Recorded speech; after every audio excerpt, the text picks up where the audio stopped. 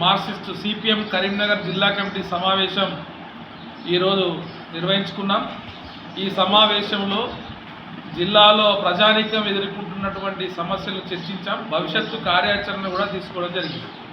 ముఖ్యంగా వర్షాభావ పరిస్థితుల నేపథ్యంలో ఎల్నినో ప్రభావం, శాస్త్రవేత్తల సూచనలు ఇవన్నీ చూసుకున్నప్పుడు జిల్లాలో రైతాంగం అనేక ఇబ్బందులు పడే అవకాశం ఉంది, ఆర్థికంగా కూడా నష్టపోయే అవకాశం ఉంది. కాబట్టి ప్రభుత్వం యుద్ధ ప్రాతిపదికన చర్యలు తీసుకోవాలని చెప్పి సిపిఎంగా డిమాండ్ చేస్తుంది.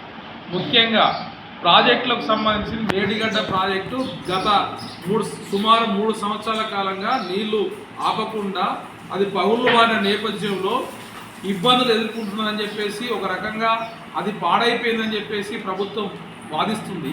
కానీ అందులో నిజాలు తెలుసుకోవాల్సినటువంటి అవసరం కూడా ఉంది. కొద్దో గొప్ప నీళ్లు తోడుకొని రైతాంగానికి కరువు కాటకాల్లో తాగునీరు సాగునీరు ఇచ్చేటువంటి అవకాశం ఉంది. ప్రత్యామ్నాయంగా రైతాంగాన్ని, జిల్లా రైతాంగాన్ని ఆదుకోవడం కోసం ఏ చర్యలు తీసుకోవాలని చెప్పేసి ఈ రాష్ట్ర ప్రభుత్వం ఇప్పటికైనా ఆలోచించాలి. ఆ రకంగా రైతాంగాన్ని, ప్రజలను దాహార్తిని తీర్చే విధంగా కృషి చేయాలని చెప్పేసి కూడా ఈ రాష్ట్ర ప్రభుత్వాన్ని డిమాండ్ చేస్తున్నాం. అంతేకాదు ఇవాళ సీడ్ ప్లాంట్ నిర్వాహకులు 2025లో ఒక నిర్ణయం చేసి అప్పుడున్నటువంటి యూనియన్ ఒక తీర్మానం చేసింది. అది వాళ్ళు 1 క్వింటాల్ వడ్లకు ఇంత ఇస్తామని చెప్పేసి ధర నిర్ణయించారు స్పెసిఫిక్గా. ఆ కాపీ కూడా ఉంది భద్రంగా.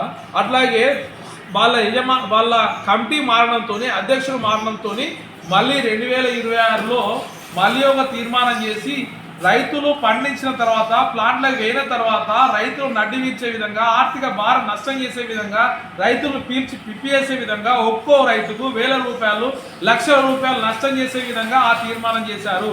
దీన్ని వ్యవసాయ అధికారులు కానీ, జిల్లా అధికారులు కానీ ఎంత మాత్రం పట్టించుకోవడం లేదు. రైతాంగం పెద్ద ఎత్తున ఆందోళన ఉంది.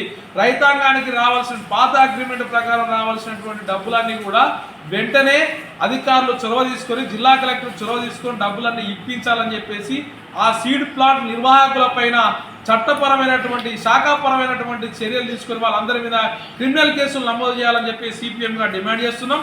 కేంద్ర రాష్ట్ర ప్రభుత్వాలు అనుసరిస్తున్నటువంటి ప్రజా వ్యతిరేక విధానాలపైన నికరమైనటువంటి రాజకీయ పోరాటాలు కొనసాగిస్తాం.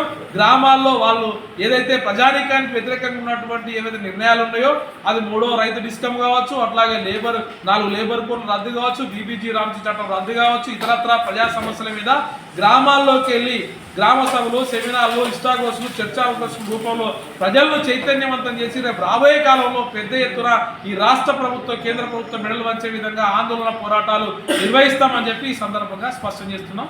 మిల్కూరు వాల్చేరెడ్డి, సిపిఎం పార్టీ, కరీంనగర్ జిల్లా కార్యదర్శి.